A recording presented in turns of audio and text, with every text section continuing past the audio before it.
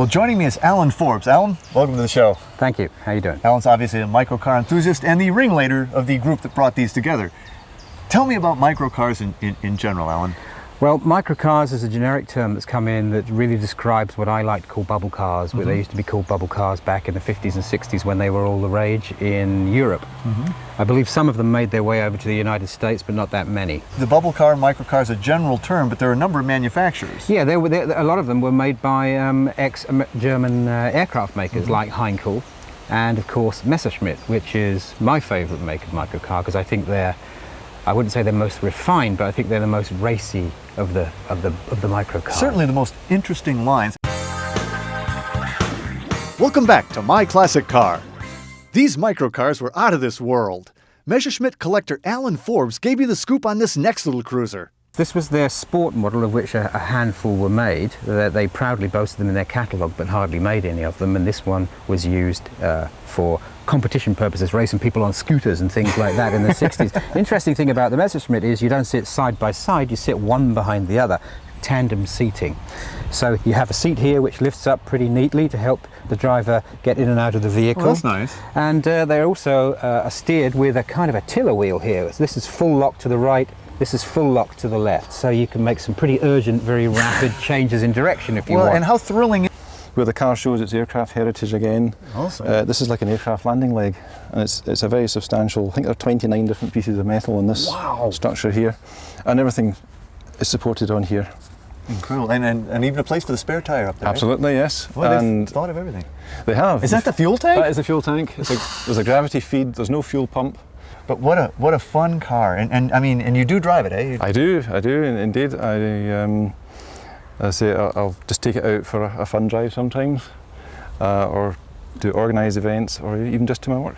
You'll take a car like this to work. Boy, that's got to be a hit. Of course. Oh yes, I will. Well, this is a great machine, and if a man your height can drive something like this, it's well engineered.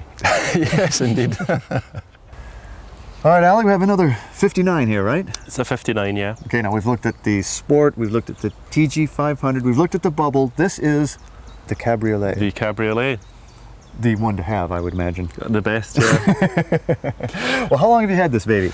Oh, 15 years now. Restored it? Twice. Twice? Yeah. I used it for daily transport for 10 years, no matter what the weather. Totally reliable. No kidding? Yeah. So you'd run errands, you'd take it to work? Yeah, take the kids to school every day. In this car? In this car, yeah. Oh, they must have been very popular. Yeah, it was fun. Does she open up the same way? Same way. Yeah. Oh, very nice. Just like that. Now this has got a different control setup. What's the deal on that? This was designed for a guy who is disabled. We think his right leg didn't work because the foot brake is on the left foot and the clutch and the accelerator are up in the handlebars, so it's quite unusual. Now, was that an aftermarket or was it a factory modification? Factory modification, Factory yeah. did it. Wow. Yeah. Well, close this one back down. I want to see this top again. So this is the best of both worlds. Yeah, it's cool in the summer. And cool in the winter. But at least relatively dry, eh? Yeah, yeah. And a convertible top goes up over it, eh? It does, yeah. Oh, wow. What a blast. And it's fun to drive, eh? It is tremendous fun. And you still drive it all the time? Still drive it a lot, not as much as I'd like to. As I said, this was my main mode of transport for 10 years. Now I've got a real car, which isn't quite so much fun. Yeah, I'm sorry to hear that, you know? Yeah. I mean, I used to collect clients at the airport. See the look in their faces when they're told this is what they were travelling in. Well, I think it's fantastic that you restored it and that you keep it on the road. That's a beautiful car, Ali. Thank you. Stay close. We're taking these microcars out for a spin through the Scottish back roads. Welcome back to My Classic Car. Well, Graham, we've been talking about all these German microcars, but this is one made right here in merry old England, right? Yep. This is a scooter car? Scooter car, yep. What year? 1961, this one. It was only made for 2 years, from 59 to 61. How many did they make, do you know? We made about just over 900. Oh, that many? Yeah. Wow. What a wild looking machine. Is it fiberglass? It's fiberglass body on a steel chassis, yep. Can I open it up? Certainly, yeah. Now, kind of a different back seat configuration there. Yes, it's a basically a twin seat. The idea was the adult sits at this side and a child can sit at the far side. As a mesh, Similar to Messerschmitt. and then quite a Steering, large package tray up there. That's yes. Yep. actually fairly practical, isn't it? It's practical. Yep. Now, how many? This is white. Did they make this in a lot of colors? Three basic colours: white, light blue, and a red. Or what powered the scooter car? It's a single-cylinder two-stroke, Villiers. About how big? It's 197cc and 8.4 horsepower. 8.4 horsepower. Wow! And what a low-slung exhaust system too. Yes. Does it ever? I mean, do you ever scrape that? I have done, yes. You have, eh? Yeah. But the whole engine's quite low. It's under the back seat. Well, it looks high. It looks honestly, it looks kind of unstable. Is it? It isn't. No. Although it looks high, all the weight's low down. And it's remarkably stable on the road. And what kind of speeds can this achieve? 51, I think, was the official top speed.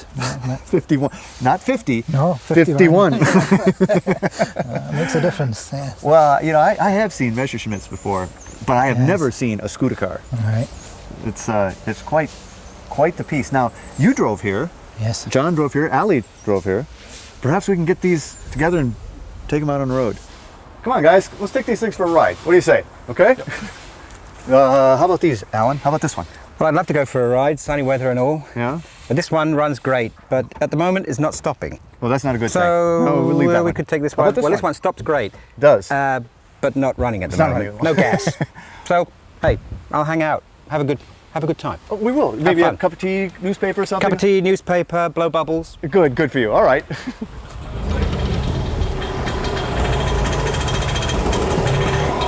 I'm ready.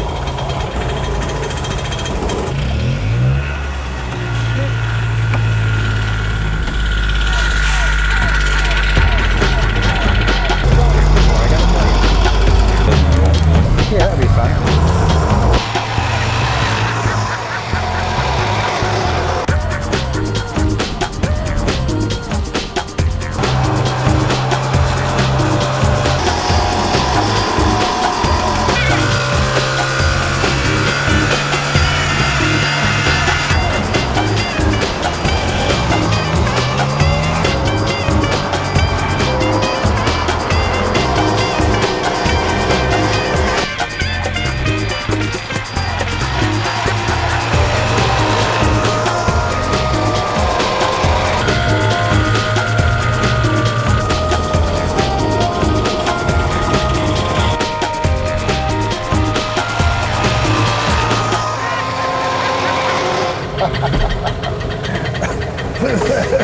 Two-stroke engines, don't you love them? Great car, John, great car.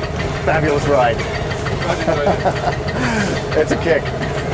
Hey, Alan, so did you have your cup of tea? Yep. Very nice, thank you. Very relaxing. Oh, well, thank you for bringing this all together. And guys, thanks for bringing them out. Really appreciate it. And you've made a believer out of me. I now know that good things do come in small packages. Next week, we'll head out to El Mirage Dry Lake in the Mojave Desert.